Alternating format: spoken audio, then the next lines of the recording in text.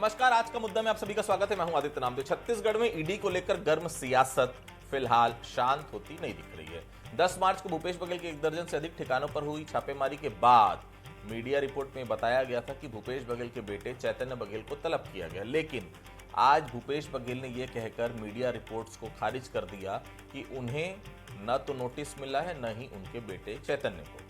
ED की तरफ से कोई भी नोटिस अभी तक उनको नहीं जारी किया गया। भूपेश बघेल के आए बयान और उस पर बीजेपी के पलटवार पर पहले रिपोर्ट देख लेते हैं, फिर इस चर्चा को हम आगे बढ़ाएंगे। कोई नोटिस ही नहीं आया है तो जाने का सवाल नहीं उठता। जब नोटिस आएगा तो जरूर जाएंगे। क्या ईडी ने भूपेश बघेल को नोटिस नहीं दिया है? अगर दिया है तो क्या उन्हें नोटिस नहीं मिला? और नहीं मिला तो आखिर नोटिस अटका कहां है? ये सवाल शनिवार को छत्तीसगढ़ की सियासी फिजा में तैरते दिखे। दरअसल 2000 करोड़ के शराब घोटाला केस में ईडी ने 10 मार्च को भूपेश बघेल और उनके बेटे समेत 14 ठिकानों पर छापेमारी की थी। जांच एजेंसी ने नोटिस देकर 15 मार्च को चैतन्य बघेल को पूछताछ के लिए ईडी ऑफिस बुलाया था, लेकिन चैतन्य जांच एजेंसी के बुलावे पर नहीं पहुंचे, जिसे लेकर भूपेश बघेल ने कहा कि हमें कोई नोटिस नहीं मिला। पूर्व सीएम ने अपने बेटे का बचाव तो किया, साथ ही बीजेपी पर भी गंभीर आरोप लगाए। कोई नोटिस ही नहीं आया है तो जाने का सवाल नहीं उठता। जब नोटिस आएगा तो जरूर जाएंगे। ये भाजपा का षड्यंत्र है कि किसी भी नेता को बदनाम। पूर्व सीएम ने बीजेपी पर आरोप लगाए तो सियासी बयानबाजी तेज हो गई। बीजेपी ने आरोपों को निराधार बताते हुए कांग्रेस को घोटालेबाज बता दिया। ऐसा है, ईडी अपना काम कर रही है और ईडी के काम को बीजेपी से जोड़ना ये कुत्सित मानसिकता का प्रतीक है। अगर बीजेपी से लड़ाई लड़ना है तो आओ, मैदान में लड़ाई लड़ो। कांग्रेस तो इतनी विभाजित है कि लड़ाई लड़ने की स्थिति में ही नहीं है, अपने नेताओं की इज्जत बचाने की स्थिति में नहीं है, और इसलिए उनको जो उन्होंने भ्रष्टाचार किया है, गलत काम किया है, जनता के पैसे लूटे हैं, अगर उसकी जांच ईडी कर रही है तो उसका सामना उनको करना चाहिए। हाँ, तो जो जांच होगी, जांच में दूध का दूध पानी का पानी हो जाएगा। वो घबरा क्यों रहे, डर क्यों रहे, आरोप क्यों लगा रहे हैं?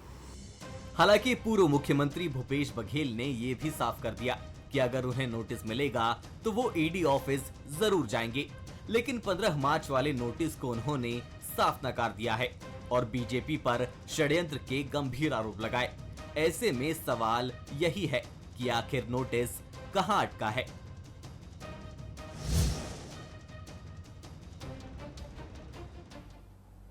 भूपेश बघेल न सिर्फ छापेमारी के बाद बल्कि छापेमारी से पहले भी ईडी को निशाने पर लगातार लेते रहे। आज उनके बयान में भाजपा ईडी के साथ साथ मीडिया भी लपेटे में था। भूपेश बघेल साफ तौर पर मीडिया पर कुछ नहीं बोले, लेकिन ईडी की छापेमारी के बाद वो इशारों में मीडिया पर भी सवाल खड़े कर रहे हैं, खास तौर से नोट गिनने वाली मशीन को लेकर। आज मीडिया के एक सवाल पर भूपेश बघेल ने कह दिया कि मीडिया हाइप कर बदनाम करना ईडी का पुराना एजेंडा रहा है।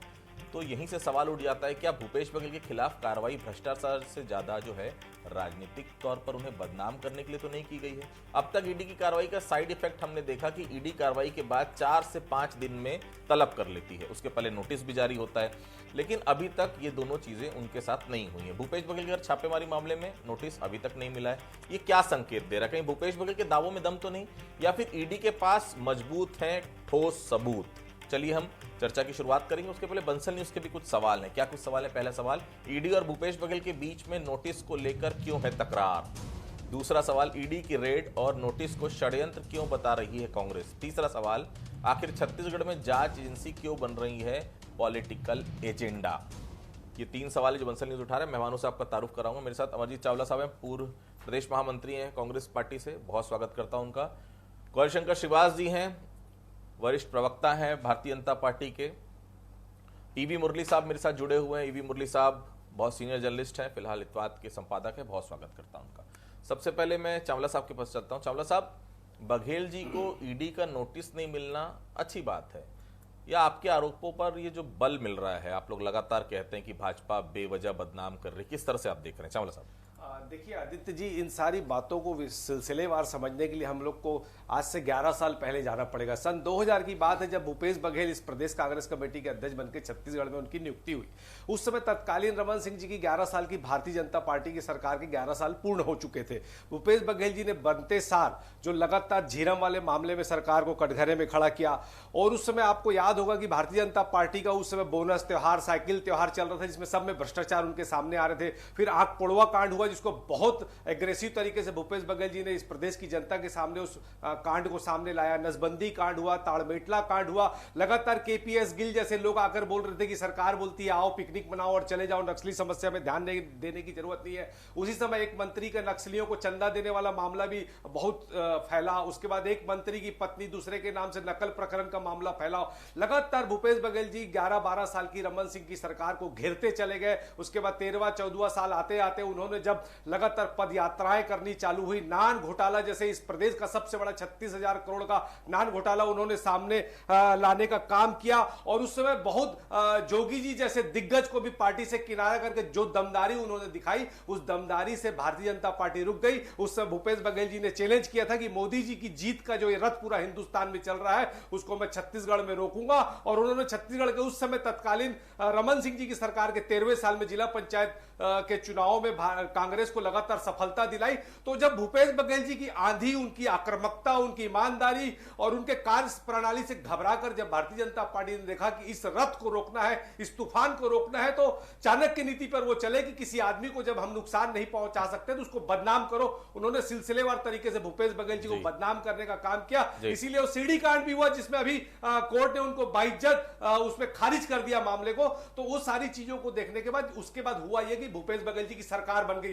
पर उनका पुराना एक्सपीरियंस था भारतीय जनता पार्टी का कि ये भूपेश बघेल जी की सरकार बनने के बाद उन्होंने जो छत्तीसगढ़ की संस्कृति को लेकर, छत्तीसगढ़ियों को लेकर, कौशल्या मंदिर को लेकर, राम वन गमन पथ को लेकर, आदिवासी वनोपज को लेकर, आत्मानंद स्कूल को लेकर जो लगातार काम करने चालू किए, तो भारतीय जनता पार्टी को लगा कि इस आदमी को रोकना है तो षड्यंत्र करना पड़ेगा और केंद्रीय एजेंसियों का दुरुपयोग करना पड़ेगा। उसी की परिणति हुई कि लगातार कोरोना के बाद केंद्रीय एजेंसियां छत्तीसगढ़ में बैठ गई और भूपेश बघेल जी को लगातार बदनाम करने का प्रयास किया। और उसी का परिणाम यह हुआ कि लगातार उनके छापे भी जो अभी पड़े, 14 जगह छापे पड़े, अभी तक कुछ नहीं निकला। कोई ऑफिशियल बयान नहीं, कोई ट्विटर नहीं, कोई संबंध नहीं।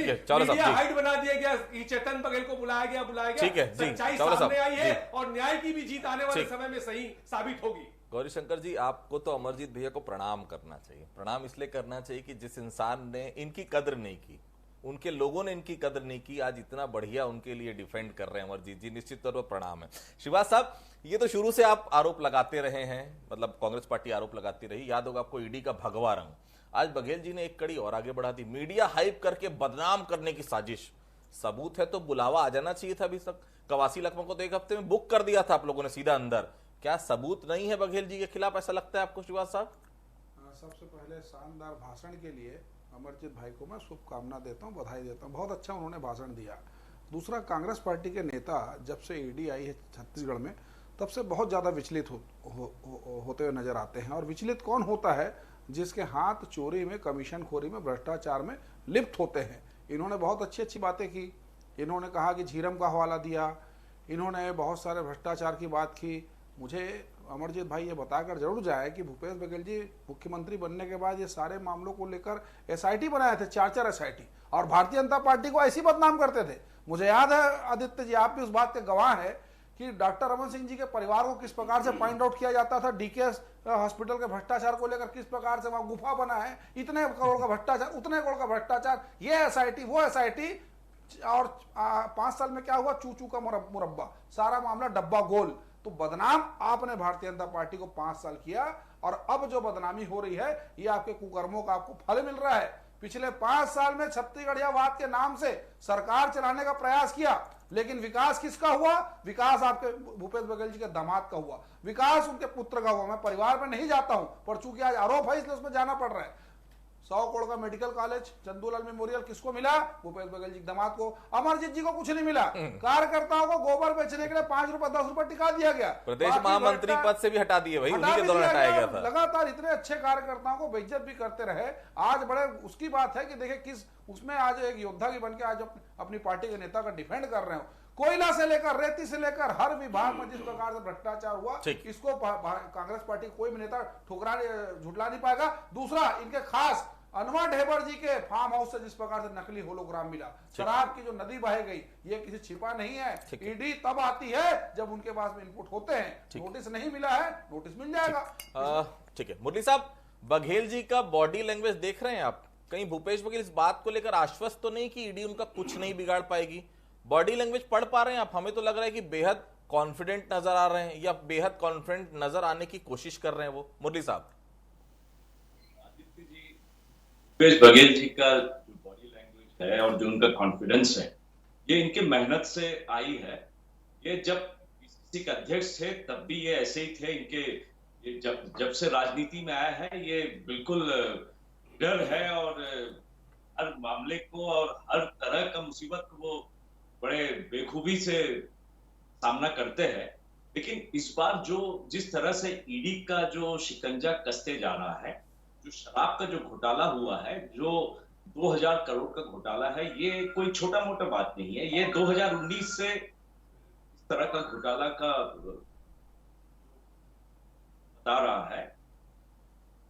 मुझे लगता है कि जिस तरह से ईडी शिकंजा कस रही है, तो आने वाले समय में हो सकता है कि जो लोग ऑलरेडी इसमें शामिल है वो तो जेल के अंदर है, तो बाहर जो लोग हैं उनको कसने का और उनको अंदर भेजने की तैयारी है।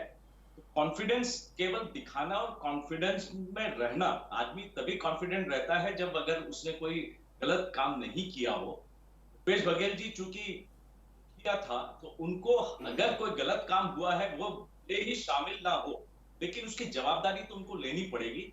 शायद इसी वजह से वो, शायद हो सकता है वो शामिल ना हो, लेकिन जो उनके कार्यकाल में जो स्कैम हुआ है उसके लिए तो उनको जवाबदारी लेनी पड़ेगी। शायद ईडी इसी बात को लेकर उनको नोटिस शामिल भी किए हैं उनके बेटे को।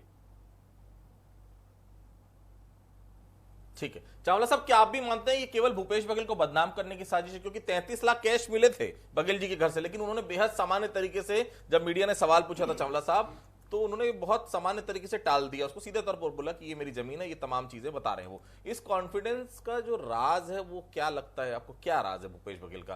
पार्टी का सपोर्ट है, या उनको पता है कि कोई सबूत नहीं ईडी के पास उनके खिलाफ? देखो, जब आदमी ईमानदार होता है और वो कहीं किसी भी प्रकार की कोई गलती नहीं किया होता, तो कॉन्फिडेंस स्वाभाविक रूप से आता है। ये कृषक परिवार है और शुरू से संपन्न परिवार है, जिनकी 150 चावला साहब मुख्यमंत्री थे वो, आईएएस रानू साहू, एक और आईएएस हैं, क्या नाम बताएं, समीर बिश्नोई साहब अंदर पड़े हुए हैं। बताइए, इतने सारे लोग हैं, सरकार आपकी थी भैया, मुखिया थे आप बोल रहे हैं कुछ पता नहीं, कि तो सब क्या हो रहा था? भजन गा के कोई सुना रहा था, सब भजन सुन रहे थे, हो क्या रहा था चावला साहब? नहीं, देखिए क्या हो रहा है कि कई बार इतना बड़ा कुनबा रहता है, इतनी बड़ी सरकार रहती है, तो सरकार के पीठ के पीछे भी कुछ काम हो जाते हैं। कई पता बार नहीं चल पाता। कोई जरूरी नहीं कि मुखिया को पता चले। हमारे घर में भी कई बार एक बड़ा परिवार रहता है, तो घर का हर बच्चा क्या कर रहा होता है पेरेंट्स को पता नहीं होता। तो ये तो इतना बड़ा लाखों लोगों का परिवार था। अगर कुछ लोग गलतियां किए होंगे तो जो गलतियां करेंगे उनको सजा मिल रही है, मिलनी भी चाहिए। लेकिन इनके कॉन्फिडेंस की बात जो है वो तभी है जब वो ईमानदार है। आज देखिए, पिछले 7 सालों से लगातार उनको फंसाने का प्रयास किया जा रहा है। 7 साल का मामला था, अदालत में जब गया तो खारिज हो गया। उसके बाद आप ये देखिए क्या पकड़ाया, कुछ भी तो नहीं पकड़ाया। संयुक्त परिवार है, 3 बेटियां हैं, बेटा है, बहू है, माता पिता की संपत्ति है, खुद की संपत्ति है,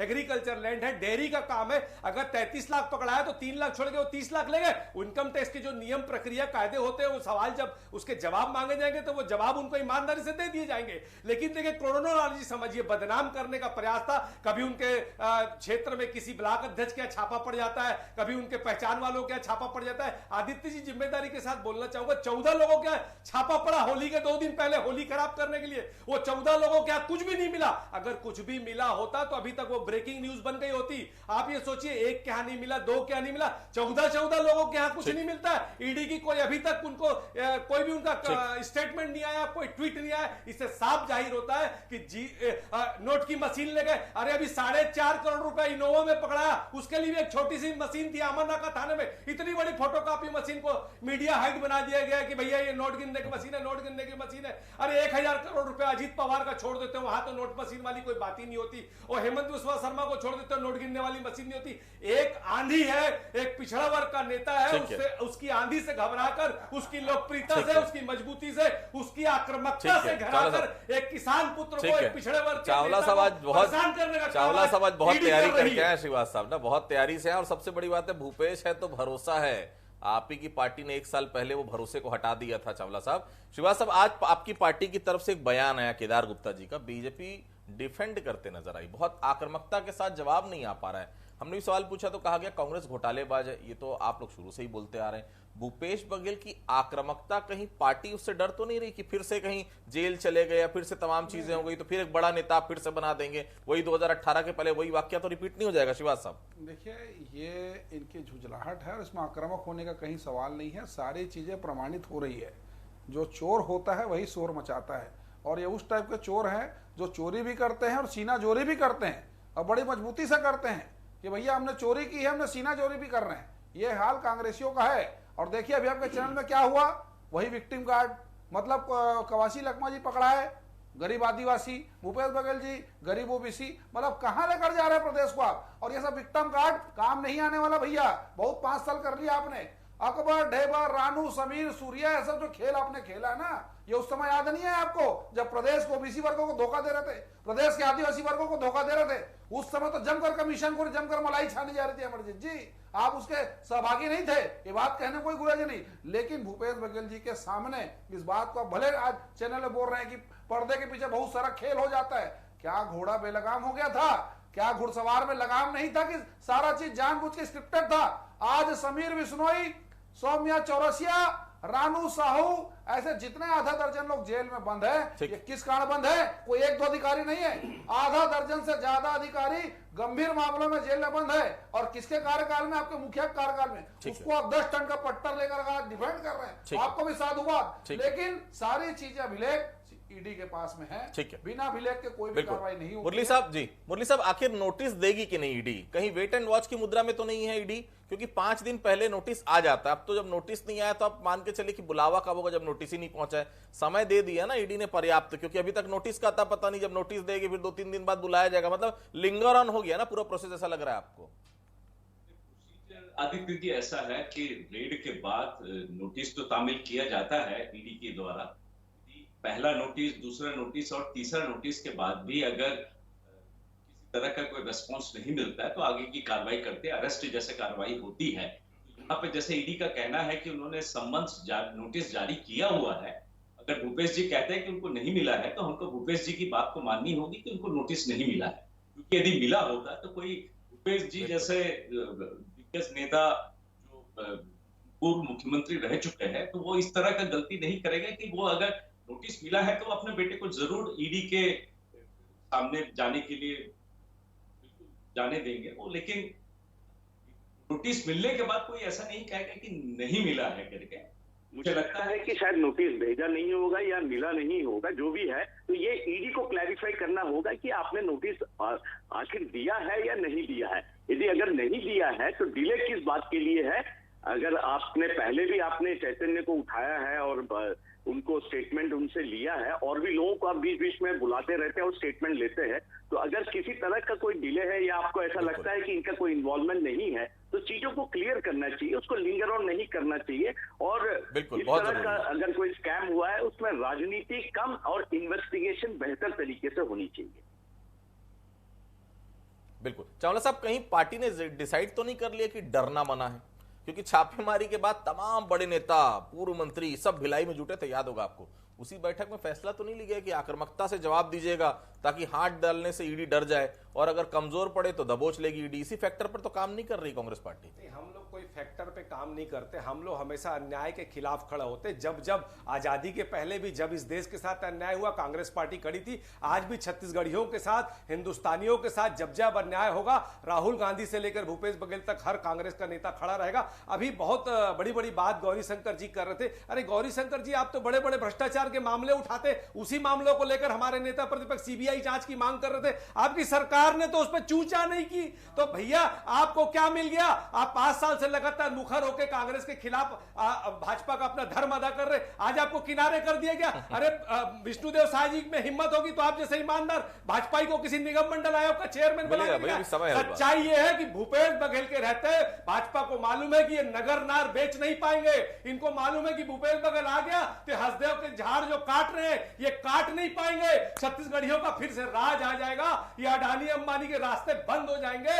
इसी प्रकार इन सारी चीजों से घबराकर भूपेश बघेल जी को रोकने के लिए केंद्रीय एजेंसियों का दुरुपयोग हो रहा है, मानसिक रूप से परेशान करने के लिए। ये भूल गए परिवार की बात कर रहे थे, रमन सिंह जी की सरकार में कैसे भूपेश बघेल जी के परिवार को ईओडब्ल्यू में बिठाया गया, उनकी बुजुर्ग माता का भी लिहाज नहीं किया गया। अरे किस मुंह से आप लोग बात करते हैं? अंत में सिर्फ इतना कहना चाहूंगा कि साच को आंच नहीं, पूरी तेजी के साथ चप कर खरे सोने की तरह भूपेश बघेल जी और कांग्रेस पार्टी षड्यंत्र से बाहर निकलेगी और ईडी को, केंद्रीय एजेंसियों को, भाजपा के षड्यंत्र को मुंह की खानी पड़ेगी। आज लेकिन मैं श्रीवास्तव साहब बहुत बार मतलब बैठा हूं चावला साहब के साथ, लेकिन आज जो चावला साहब का तेवर है, ऐसा लग रहा है कोई मंच में जो भाषण चल रहा है और ऐसा लग रहा है कि पूरा डिफेंड करने के लिए मन में कुछ और चल रहा है, लेकिन बोलना पड़ता है पार्टी के। शिवाजी, आप लोगों को लगता नहीं कि बहुत विलंब हो गया कार्रवाई में? इसलिए बोला जा रहा है कि आप लोग केवल बदनाम करने के लिए कार्रवाई करते हैं। आप लोग मतलब ईडी भाई, आशंका इसलिए भी गहरा रही क्योंकि एक प्रेस नोट अभी तक नहीं आया है। आप भी जानते हैं प्रेस नोट अभी तक आ जाता है, जहां जहां छापे पड़ते हैं कोई ना कोई जानकारी ईडी जरूर देती, भले प्रेस रिलीज के माध्यम से। श्रीवास्तव, आज के डिबेट में लग ही नहीं रहा कि मैं डिबेट में बैठा हूं। मुझे ऐसा लग रहा है कोई मंच है कांग्रेस पार्टी का और अमरजीत भाई जमकर उसमें भाषण दे रहे हैं, जैसे वो नहीं। आज की कटिंग जरूर भेजिएगा बघेल जी के पास कि चावला जी इतना समर्थन कर रहे हैं। महत्वपूर्ण बात, ईडी जो कार्रवाई करती है, जब वो छापा मारती है तो निश्चित तौर पर नोटिस जारी करती है, उनकी अपनी प्रक्रिया है। उसका जवाब भारतीय जनता पार्टी नहीं देगी, वो केंद्रीय एजेंसी है, हमको उस पर पूरी तरह से एतबार है। इन्होंने महत्वपूर्ण बात की कि भारत माला का घोटाला उठाया और हमारी पार्टी अब उस पर सीबीआई जांच की मांग कर रही है। अमरजीत जी, 20 दिसंबर 1921 को भारतीय जनता पार्टी ने प्रेस कॉन्फ्रेंस दिया था माननीय चंद्रशेखर राव जी और मैंने, तब आपकी पार्टी ने, सॉरी 2021 को, तब आपने क्या कहा था? ये भारतीय जनता पार्टी का दिमागी फितूर है, कोई भ्रष्टाचार नहीं हुआ। सरकार थी तो भ्रष्टाचार नजर नहीं आता था आपको, दूसरे चल को देखते थे, अब आपको नजर आ रहा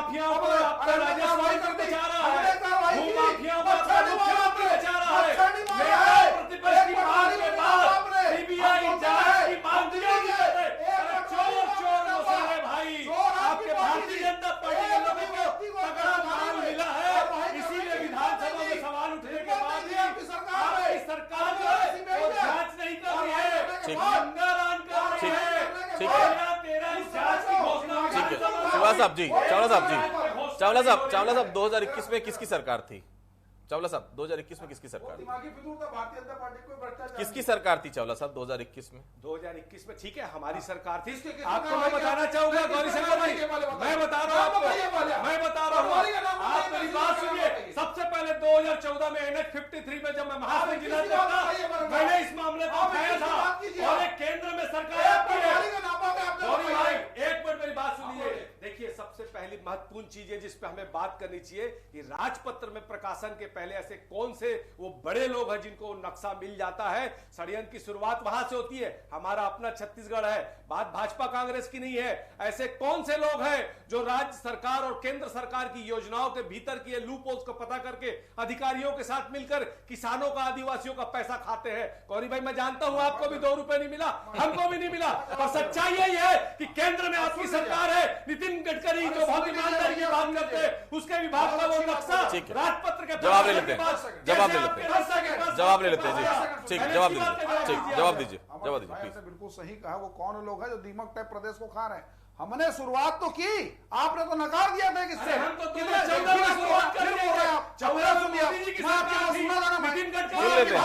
सुन लेते हैं चावला साहब सुन लेते हैं जी, जवाब दे दी, फिर मैं आपको पर्याप्त समय दूंगा जी। हमने ईओडब्ल्यू को जांच सौंपा। अगर आपकी सरकार यही कार्रवाई उस समय की होती और ईओडब्ल्यू को जांच सौंपा होता तो आज दूध का दूध पानी का पानी हो जाता, हमको बहस करने की आवश्यकता नहीं होती।